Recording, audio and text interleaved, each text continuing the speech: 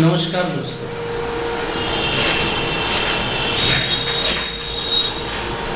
The basic difference is in Vedic and KP astrology. वैदिक ज्योतिष में 1 से लेकर 12 तक जो भाव होते हैं, प्रत्येक भाव को इक्वल डिवीजन यानी कि 30 डिग्री का मानकर चलते हैं। लेकिन कृष्णमूर्ति पद्धति में बेसिकली कृष्णमूर्ति पद्धति जो वेस्टर्न प्लेसिडस सिस्टम को फॉलो करती है, जिसमें अनइक्वल डिवीजन लेकर चलते हैं, यानी कि एज पर केपी हर भाव 30 डिग्री का नहीं होता। ये मूल डिफरेंस है। कोई भाव 32 डिग्री का भी हो सकता है, 35 का भी हो सकता है, कोई भाव 27 डिग्री का भी रह सकता है। ये मूल डिफरेंस है। अब दोस्तों, the question was in one of my forum, what is the intercepted sign? दोस्तों, मैं बहुत सीधी और सिंपल एस्ट्रोलॉजी करता हूँ। बातों के, शब्दों के घुमाव, उनको चरखी की तरह घुमाने की आदत मेरी नहीं है। कृष्णमूर्ति पद्धति में मूल पॉइंट ये, what is the intercepted sign. Krishnamurti पद्धति में जब कोई भाव 32 डिग्री का हो जाता है, तो नेचुरल कोर्स में वो अपने सामने वाली राशि को इंटरसेप्ट कर लेता है, यानी कि उस राशि के लिए कोई जगह नहीं बचती। इसे थोड़ा और एक उदाहरण के तौर पे बताता हूँ। जैसे मेरी ही जन्म कुंडली लेके आप एज पर केपी कुंडली खोलकर आप देख सकते हैं। 14 अक्टूबर 1967 दिल्ली, रात 10:02। आप नोट डाउन कर सकते हैं। मेरी लग्न की राइजिंग डिग्री 8 डिग्री अप्रॉक्स। ये फर्स्ट कस्प, प्रथम कस्प मिथुन लग्न है। सेकंड कस्प जो कर्क राशि में उदय हो रहा है 0 डिग्री का,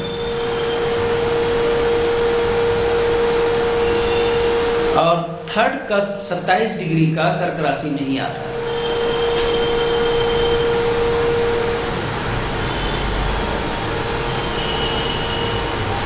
यानी यहां कर्क राशि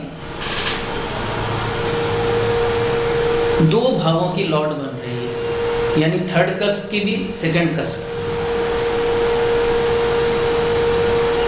मून नॉर्मली एक सिंगल हाउस का लॉर्ड होता है, लेकिन मेरी राशि में वो मून 2 हाउस का लॉर्ड बन रहा है, सेकंड हाउस का, थर्ड हाउस का।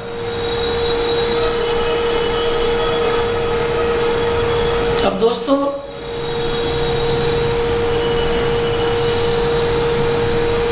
जिस भाव में इस तरह, जो राशि इस तरह 2 भावों की लॉर्ड बन जाती है, आप नॉर्मली ख्याल कीजिएगा उसके अपोजिट 180 डिग्री पे भी जो राशि होती है वो भी 2 भावों की लॉर्ड बन जाती है। जैसे कि मकर राशि मेरी 2 भावों को एक्सपैंड कर रही है, यानी नवम की भी लॉर्ड है मकर राशि, या अष्टम की भी लॉर्ड है मकर राशि। कुंभ राशि आगे खिसक गई है 10 में।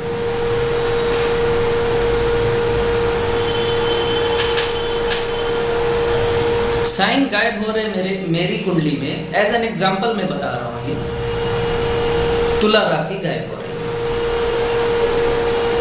है। ये जो अनइक्वल डिवीजन है, इसकी वजह से अब कन्या राशि मेरी स्टार्ट हो रही है, यानी कि पंचम कस्प जो स्टार्ट हो रहा है आपका 27 डिग्री के आसपास। और छठा कस्प वृश्चिक राशि में जाके पड़ रहा है 4 डिग्री का।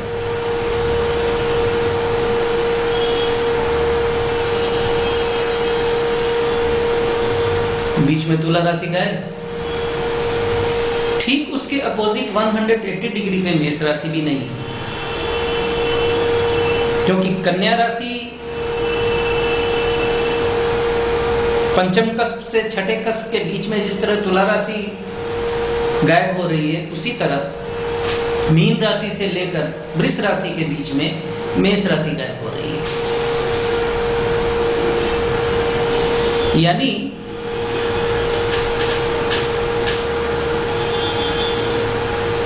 एज एन एग्जाम्पल, जब भी कोई प्लैनेट एक्स्ट्रा ओनरशिप गेन करता है, एट द सेम टाइम कोई दूसरा प्लैनेट अपनी लॉर्डशिप को खोता है, क्योंकि जगह तो छोड़नी पड़ेगी, भाव तो 12 ही है। कोई प्लैनेट अगर अपनी ओनरशिप बढ़ा रहा है तो नेचुरली किसी को अपनी जगह छोड़ देनी होगी।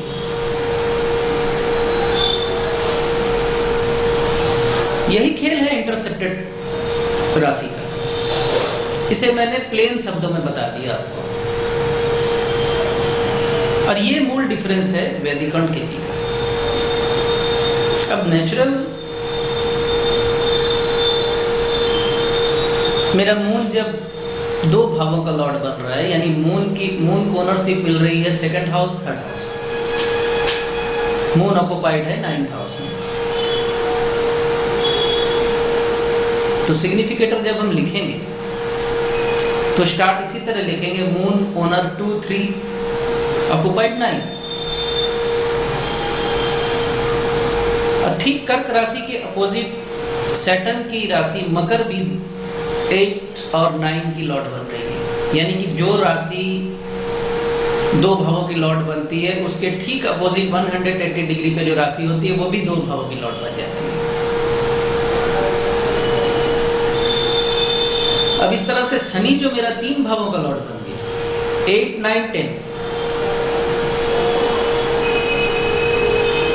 शनि की सिग्निफिकेशन जब लिखा जाएगा तो शनि ओनर 8 9 10 लिखा जाएगा, जबकि नॉर्मली शनि 2 भावों का लॉर्ड होता है, मकर राशि और कुंभ राशि। चंद्रमा 1 भाव का लॉर्ड होता है, लेकिन यहाँ चंद्रमा को 2 भाव मिल रहे हैं। शनि को 1 भाव एक्स्ट्रा मिल रहा है, यानी कि 1 ओनरशिप शनि की बढ़ गई।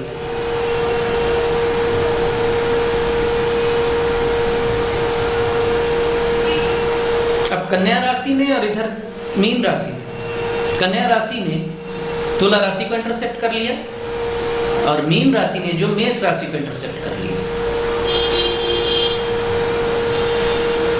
अब मिथुन लग्न में वीनस अपनी 1 ओनरशिप खो रहा है, यानी तुला राशि गायब हो रही है। तो वीनस की जब वीनस के सिग्निफिकेशन के बारे में जब लिखा जाएगा तो वीनस ओनर ओनली 12 होगा, ओनर 5 नहीं लिखा जाएगा।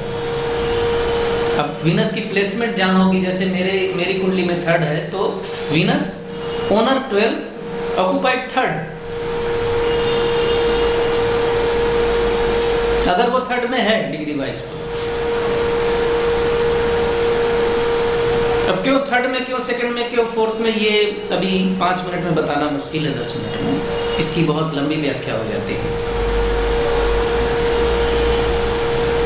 छोटे तौर पे, मोटे तौर पे अगर बता दूं कि जैसे मेरी राइजिंग डिग्री 8 डिग्री की है, लग्न की राइजिंग डिग्री 8 है। अब एज पर वैदिक मिथुन राशि 30 डिग्री की है। अब कुंडली में जब मिथुन राशि में कोई प्लैनेट अगर 5 डिग्री पे बैठा हुआ है तो as per Krishnamurti Placidus system निरयन, एज पर निरयन भाव चलित मेरा वो प्लैनेट 12 भाव में बैठा दिखाई देगा। वो लग्न में नहीं माना जाएगा। लग्न में वो तब माना जाएगा कि मेरी लग्न की राइजिंग डिग्री 8 डिग्री है, तो मिथुन राशि में उसी प्लैनेट को मानेंगे जो प्लैनेट कम से कम 8 डिग्री 2 कला पे भी आ गया हो, 5 कला पे आ गया हो, यानी 8 से ऊपर होना होगा उसमें। यानी 9 डिग्री का है तो मिथुन राशि में ऑक्युपाइड फर्स्ट हाउस।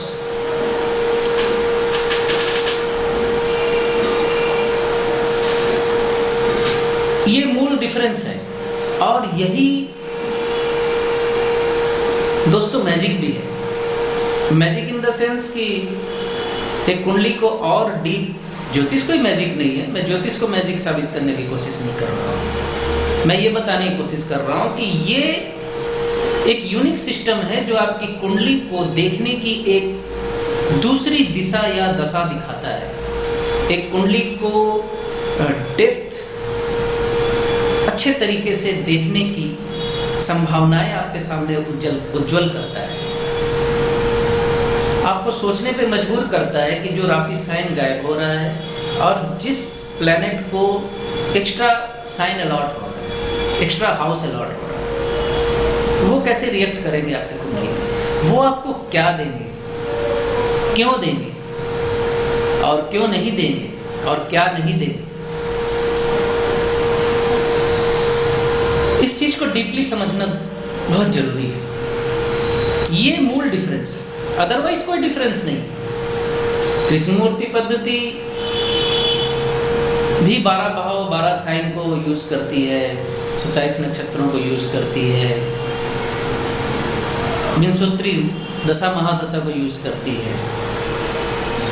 मूल डिफरेंस आपकी कुंडली के 12 भावों से ही शुरू होता है, और एक मूल डिफरेंस जो है 27 नक्षत्रों का सब लॉर्ड में डिवीजन करना, यानी कि 249 सब लॉर्ड में डिवाइड कर देना उसको,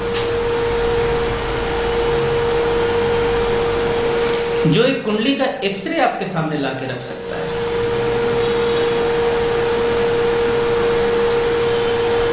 नॉर्मली हमने देखा है प्लेसमेंट कुछ और बोल रही होती है, लेकिन जब भी हम स्टार लॉर्ड और सब लॉर्ड के ओनर ऑक्युपाइड के डिफरेंस को समझते हैं, ओनर ऑक्युपाइड के फलों को सब समझते हैं, तो रिजल्ट कुछ बदल जाते हैं। हमें एग्जैक्ट पता होता है कि किस भाव से कनेक्टेड होके वो किस दिशा में जाने वाले हैं।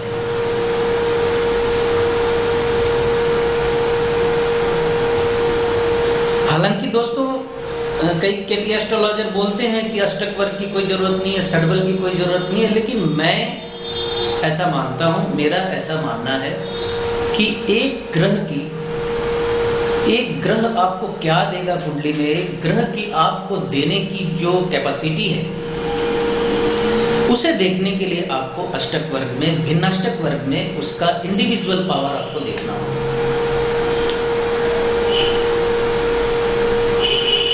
षड्बल में वो कितना मजबूत है,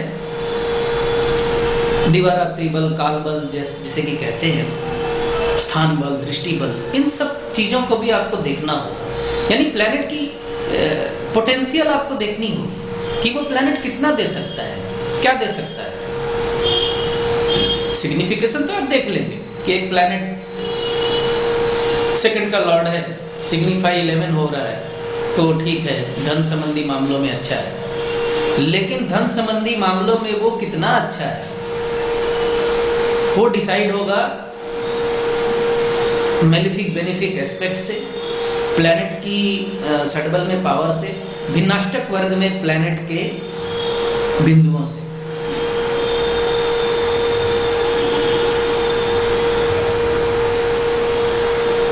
वैदिक और कृष्णमूर्ति पद्धति एक मंजिल पे पहुंचने के 2 रास्ते हैं।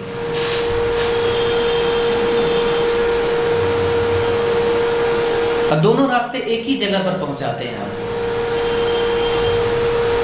हाँ, ये हो सकता है कि एक रास्ते से आना थोड़ा ज्यादा क्लिष्ट लगे आपको, एक रास्ते से थोड़ी ज्यादा चीजें आपको क्लियर समझ में आए, क्लियर पिक्चर आपके सामने आए। लेकिन दोस्तों, कृष्णमूर्ति पद्धति कोई शॉर्टकट तकनीक नहीं है, जैसा कि प्रचार होता जा रहा है बाजार में। कई लोग समझते हैं ये कोई शॉर्टकट तकनीक है और लोग शॉर्टकट तकनीक सीख रहे हैं।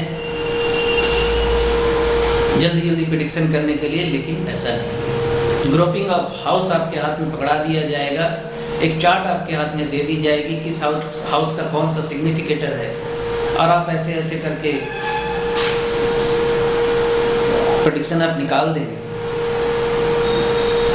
इतना आसान मेरे ख्याल से नहीं है। आपको ग्रहों के नेचर,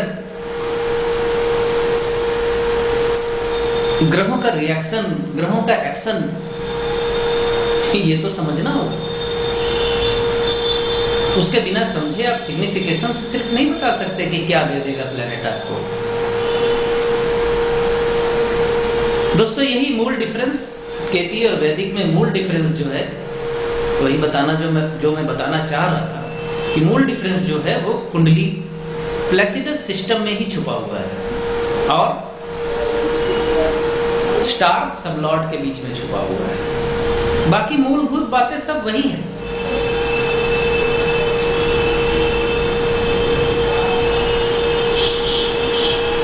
नेक्स्ट फिर बात करेंगे अगली बार। तब तक के लिए नमस्कार।